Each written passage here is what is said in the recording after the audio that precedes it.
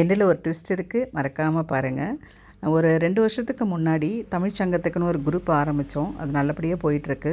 அதனால் ஒவ்வொரு மந்த்துமே ஒவ்வொரு பிக்னிக் ஆரம்பித்து போன மாதம் பார்த்திங்க அப்படின்னா பாண்டி போயிட்டு வந்தோம்.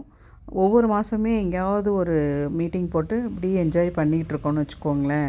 இந்த மந்த் வந்துட்டு மகாபலிபுரம் போகலாம் அப்படின்னு சொல்லிட்டு போனோம்.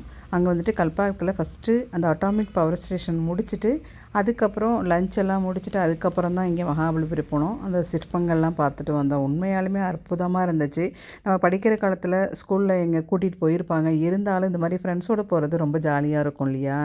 உண்மையாலுமே அற்புதமாக இருந்துச்சு. அந்த என்ஜாய்மெண்ட் ரொம்ப அழகாக இருந்தது.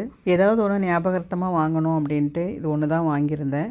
ரொம்ப அழகாக இருந்தது. அவங்களுடைய வேலைப்பாடுகள் பாருங்கள் எவ்வளோ நுணுக்கமாக அவங்க செய்கிறத அப்படியே லைவாக வீடியோ எடுத்திருந்தேன். கையாலேயே செய்கிறாங்க பாருங்கள், ரொம்ப அழகாக இருந்தது. ஆமாம், வீட்டுக்கு வச்சா நல்லதுன்னு சொல்லுவாங்க. அதனால் குட்டியாக ஆமை வாங்கியிருக்கேன். ஆமையோட ஸ்டோரியை பார்த்திங்கன்னா, தன்னுடைய வேலையில் முழு கவனத்தோட பொறுமையாக இருந்து செஞ்சோன்னா வெற்றி தான் அப்படிங்கிறது ஆமையோட ஸ்டோரி. எங்கேயாவது போனோம் அப்படின்னா அதனுடைய ஞாபகார்த்தமாக ஏதாவது ஒரு சின்ன பொருள் வாங்கணும் அப்படிங்கிறது என்னோட பழக்கம். அந்த ஞாபகார்த்தமாக தான் எல்லா ஃப்ரெண்ட்ஸ் எல்லாருமே இதை வாங்கினோம். இதில் ஹோல்ஸ் கூட இருக்குது பாருங்கள். இதில் நம்ம ஊதுபத்தியும் கூட வைக்கலாம். பட் இருந்தாலும் எனக்கு வந்து ஷோவில் வைக்கணும்னு சொல்லிட்டு ஷோகேஸ்க்காக இதை வாங்கியிருக்கேன். இதுதான் அந்த ட்விஸ்ட்டு. இதுதான் நான் முகத்தை மட்டும் காமிச்சிருந்தேன் அப்படின்னா நான் என்னென்ன என்ஜாய் பண்ணியிருந்தேன், எங்கெங்கே பார்த்தேன் அப்படின்றத கண்டிப்பாக நான் உங்களோட ஷேர் பண்ணியிருப்பேன்.